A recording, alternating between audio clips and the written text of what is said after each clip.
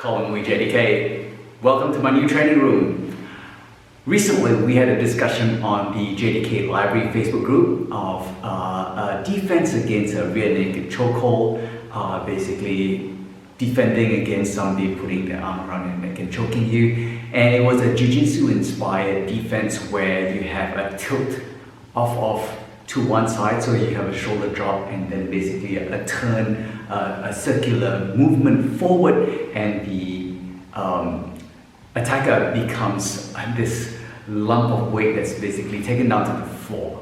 That was an old video, and I wanted to continue filming a little bit more and showing sequences that relate to hand positions in your forms where you have these arms either brought up to the side this way or into the middle this way, brought up that way, forward that way, or coming together over the top of your head. And these sequences basically help you think about how you control the opponent's arms or limbs which are close to you, around you, and how you actually manipulate them with your body posture. So the defense that we actually took a look at with the rear naked choke was really a way to put your body weight onto your opponent, send the balance point out and downwards so that you have your shoulder drop, and then you can either move him forward in front of you, or you can actually scoot circularly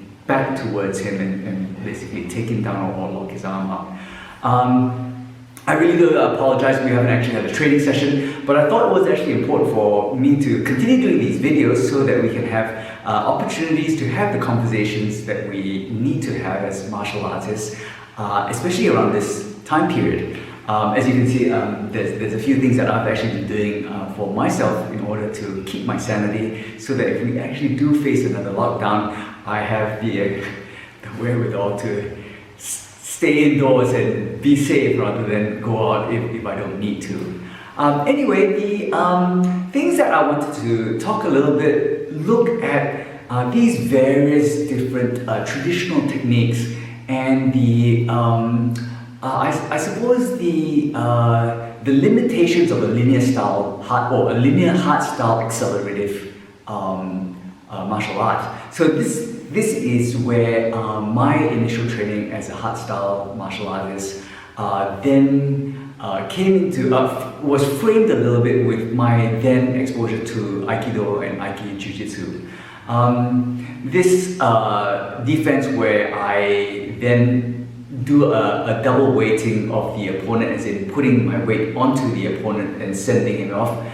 Really, that's very much linked with some insight that we've been using recently for locks, basically with this move. So this wrapping around of the arms and locking a person's wrist up and stacking the weight onto the shoulder before then switching the vector and picking up the force and then dropping it 90 degrees in the other direction. So you're baiting him with the first lock into the shoulder, and basically then you elicit an equal and opposite reaction from the opponent who's trying to get out of that lock. And then after that, you basically change the direction of the force. You go around and you choose an axis, and then you go around obviously the reaction or the counter that the opponent has set up. And if you pick it up really quick, then the resulting move basically is not able to be defended against by the opponent very quickly, because you have actually changed it very, very quickly without the opponent being able to read it. I've been looking at some Chinese martial arts videos recently, and they are talking about a similar concept, which I was actually discussing with some instructors we met a few days ago, where this Chinese martial artist was linked with his opponent, and he's talking about the vertical cycling of the dantian. The dantian is the hara, or the center of gravity. So he's holding on to his opponent, and what he's doing is as he's pulling, he pulls the opponent downwards this way, and then he spins the dantian on the vertical cycle or the vertical axis, and then basically throws the opponent backwards. And what that is very, very different from the linear hardstyle training that I've been set up to do previously. With hardstyle training, you tend to reach out to the opponent, pull the opponent directly towards the center of gravity, or pushing away from the center of gravity. So a pull this way would be on a steep decline, and then a push would probably be a linear forward. Whereas this movement downwards looks like kind of like a water flowing, and this is an Ike analogy, a water flowing over a waterfall, then plummeting over the shoulder, and then basically as you're sending it back out, you basically then throw it backwards over and above. And what it is that as you actually cycle and you use this circularity, it's very hard for the opponent to read where you are going with the force, and therefore needs to play catch up of where his counter should go against your move. And the circularity then basically, as this Tai Chi guy was actually showing, the movement is kind of like a breakdancing movement, and as you throw, you're kind of tipping the opponent up and over, and you typically get your opponent flying because this body is not actually suited to stay balanced, and then before you basically backpedal to try to keep your balance. So very similar to what we've been doing, trying to lock up the opponent and then basically stacking onto the joint and then up and then down. Very similar to the concept of kuzushi in judo, which basically is an off-balancing. But then most judo kuzushi is used for standing throws. We basically are kind of using that off-balancing idea on other types of engagement or standing clinches, especially looking at smaller joints or shoulder locks, but very much similar and related to that judo kuzushi, or the obviously the manipulation of the opponent's ability to read where you're going with the force, so that you can then stack his weight, bait him, and then throw him off where he's not actually used to going. Very, very interesting to apply it to pattern application, because in the one pattern that I'm actually looking at, we look at this. In fact, I've actually posted this. We looked at this movement where we have this double fist, and we use that movement as a way to deal with a jab and a cross, and one hand deals with the jab, one hand deals with the cross, and we're connecting with this one strike. And then after that, then we actually apply this move where we pull it down over the shoulder and then we push it back up. Very reminiscent of that Tai Chi movement where you're pulling and pushing back down, which we didn't actually film.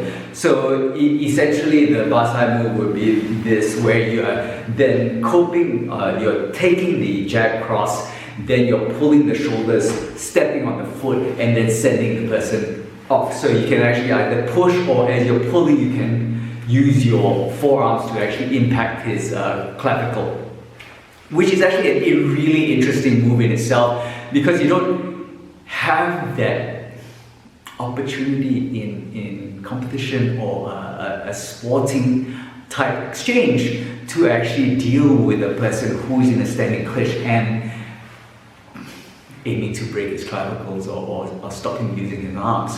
The traditional method basically also looks at things such as attacking the neck, for instance, and obviously using this kind of entry as opposed to a coverage tool where you're then being on the receiving end. So this is actually a really interesting traditional move, which I'll say, in fact, a lot of Chinese martial arts do showcase through their systems.